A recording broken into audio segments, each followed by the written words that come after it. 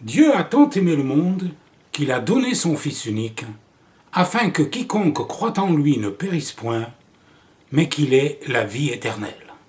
Dieu nous aime. Et il nous aime d'une façon incroyable, d'une manière que nous ne pouvons pas imaginer. Mais la Bible dit clairement que celui qui ne croit pas en Yahushua, en Jésus-Christ, comme son sauveur, ne peut pas être sauvé. Mais la question est, que veut dire croire? Parce qu'il y en a beaucoup qui disent « je crois ». Et la Bible dit que la foi sans les œuvres est morte. Si vous lisez l'épître de Jacques, vous verrez que Jacques parle de la loi. Et quand il parle des œuvres, il ne parle pas d'aller à l'église faire une bise à son voisin, lui dire qu'on l'aime, donner de l'argent au pasteur et revenir à l'église le dimanche après. C'est pas ça les œuvres dont parle Jacques. Les œuvres dont parle Jacques, c'est la loi, c'est les commandements. Lisez l'épître de Jacques et vous verrez. Quand Yeshua était sur terre, un jeune homme est venu le trouver. Et Jésus-Christ, Yeshua lui a dit « Connais-tu les commandements ?» Et ce jeune homme lui a répondu « J'ai observé toutes ces choses dès ma jeunesse. » Et Yeshua, Jésus-Christ, lui a répondu, il lui a dit, c'est très bien. La Bible dit, Jésus l'aima. Si vous observez les commandements, Jésus, Yeshua, va vous aimer. L'apôtre Paul a dit, soyez mes imitateurs, comme je le suis de Yahushua, de Jésus-Christ. Jésus-Christ, qu'est-ce qu'il faisait? Il observait la loi. Et qu'a fait l'apôtre Paul? Il a imité son sauveur. À un moment donné, il a fait un vœu. Qu'est-ce qu'il a fait après avoir fait le vœu? Il est allé dans le temple et il a offert des sacrifices. Il vivait sous la loi, l'apôtre Paul. Il a dit, anéantissons-nous la loi par la foi, loin de là. Nous confirmons la loi, dit l'apôtre Paul. L'apôtre Paul a été très mal compris par les évangéliques. Les évangéliques disent, l'apôtre Paul dit, dans Galates, vous n'êtes point sous la loi. Mais ce que les évangéliques ne voient pas, c'est que Paul s'adressait à des personnes qui revenaient sous la loi pour être justifiées par la loi plutôt que par Yahushua, par Jésus-Christ. Et évidemment, il leur dit, si vous revenez sous la loi pour être justifié par la loi, vous serez perdus, parce qu'on n'est pas sauvé par la loi. On n'est pas sauvé en observant les commandements, on est sauvé par la foi en Yahushua, par son sacrifice sur la croix.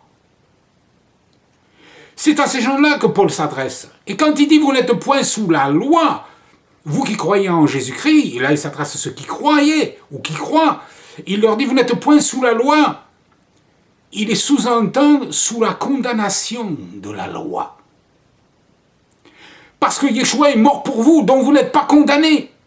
Mais si vous revenez sous la loi en rejetant Yeshua, Jésus-Christ, vous serez condamnés, vous serez déchus de la grâce. C'est cela que Paul dit. Paul se contredirait-il? Dirait-il aux gens, vous êtes déchus de la grâce, vous qui revenez sous la loi, et puis observerait-il la loi? Puisqu'il a offert des sacrifices, c'était la loi. Donc Paul ne se contredit pas. Il est parfaitement cohérent avec lui-même, seulement les évangéliques ne comprennent pas l'apôtre Paul.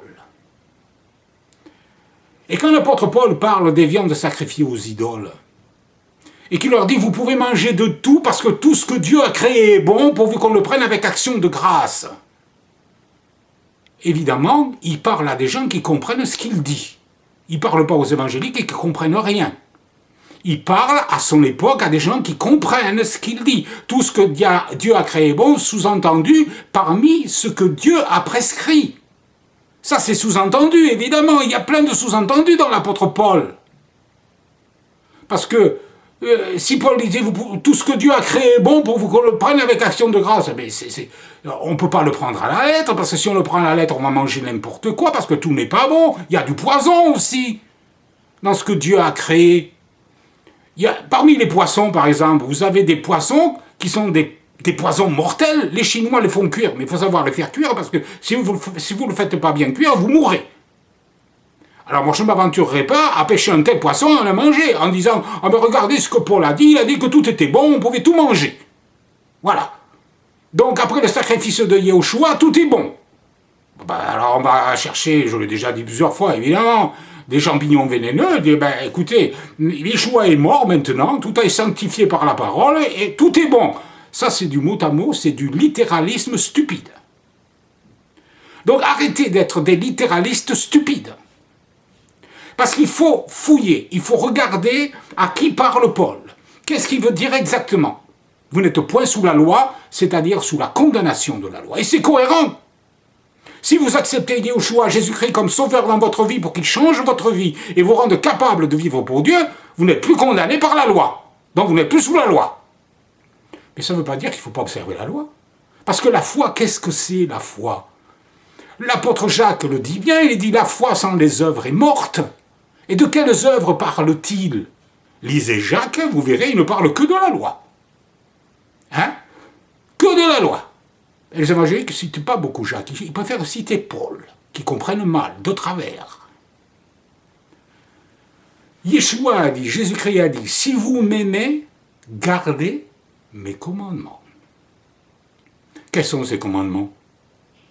Eh bien, c'est les œuvres préparées d'avance par Moïse, car c'est par la grâce, dit la Bible, Éphésiens 2, 8, 9 et 10, car c'est par la grâce que vous êtes sauvés, par le moyen de la foi, c'est clair, on n'est pas sauvé par les œuvres, par la grâce que vous êtes sauvés par le moyen de la foi, et cela ne vient pas de vous, ça ne vient pas de nous, on n'est pas sauvé par nous, par nos efforts.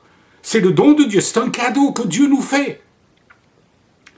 Ce n'est point par les œuvres, afin que personne ne se glorifie. Et il nous a sauvés pour des œuvres que Dieu a préparées d'avance, afin que nous les pratiquions. Alors là, c'est très important, le mot d'avance. Qu'est-ce qui a préparé des œuvres d'avance? C'est clair, comme de l'eau de roche. Elles ont été préparées d'avance par la loi de Moïse. Elles sont préparées d'avance. Dieu les a données à Moïse pour les générations à venir. Ça a été préparé d'avance. C'est écrit d'avance. Et Paul, quand il s'est converti sur le chemin de Damas, qu'est-ce qu'il a fait? Mais il a continué à suivre la loi.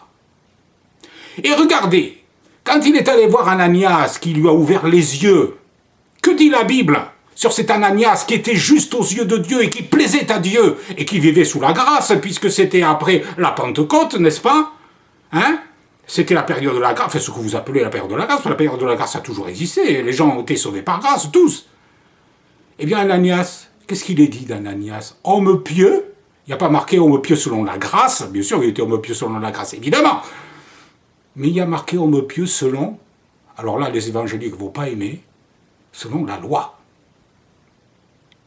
Homme pieux selon la loi. Ah tiens, c'est bizarre, un homme qui vit sous la grâce, qui a reçu l'Esprit de Dieu, à la Pentecôte et tout, après la Pentecôte, qui a reçu l'Esprit de Dieu, il est pieux selon la loi. Alors Paul, il aurait dû lui dire, hé, t'es plus sous la loi, Ananias, tu dois plus être pieux selon la loi. Non.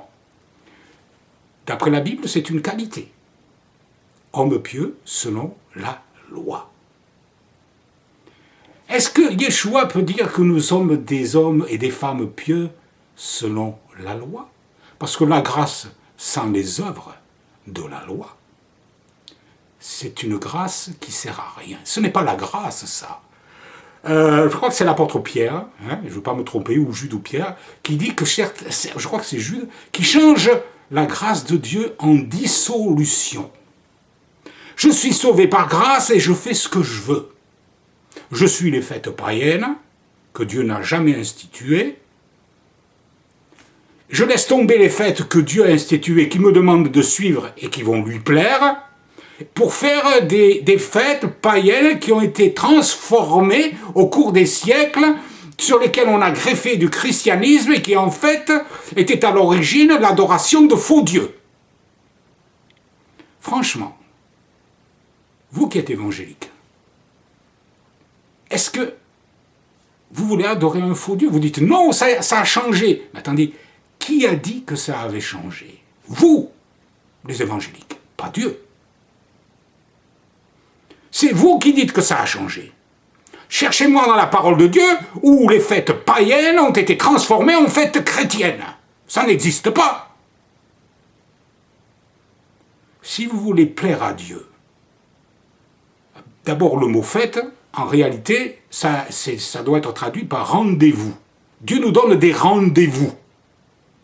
Et nous disons, bon, Dieu, tu me donnes un rendez-vous, je n'ai rien à faire. J'ai un autre rendez-vous avec un Dieu païen. C'est avec lui que je veux aller. Parce que le dimanche, qui veut dire Sunday, jour du soleil, parce que ça se dit Sunday en anglais, ce dimanche-là, eh bien, c'est en l'honneur d'un Dieu païen. Alors Dieu vous donne le rendez-vous le samedi, vous dites, excusez-moi, j'ai un autre rendez-vous avec un autre Dieu. Et j'ai décidé qu'il était chrétien. Parce que qui a décidé ça? Oh, pas une église qui suivait Yeshua, l'église catholique romaine, qui a décidé ça. Et c'est ça que vous, les évangéliques, vous suivez. Alors, vous voulez croire ce que vous avez envie de croire. Mais vous ne croyez pas ce qu'Élohim, ce que le Dieu de la Bible, ce que le Dieu d'Israël, ce que le Dieu de Yeshua, Jésus-Christ, ce que le Dieu qui vous aime tant veut que vous croyez. Croyez en Dieu et croyez en moi, dit Yeshua. Il y a plusieurs demeures dans la maison de mon Père. Si cela n'était pas, je vous l'aurais dit. Alors les évangéliques, ils disent, oh mais Yeshua, il parlait que pour les Juifs. Alors s'il parlait que pour les Juifs, pendant qu'il était sur terre, cette parole où il dit qu'il y a plusieurs demeures dans la maison de son Père ne vous concerne pas. Ça concerne que les Juifs. Soyez cohérents avec ce que vous dites. Amen, alléluia. Gloire à Yeshua et gloire à Elohim.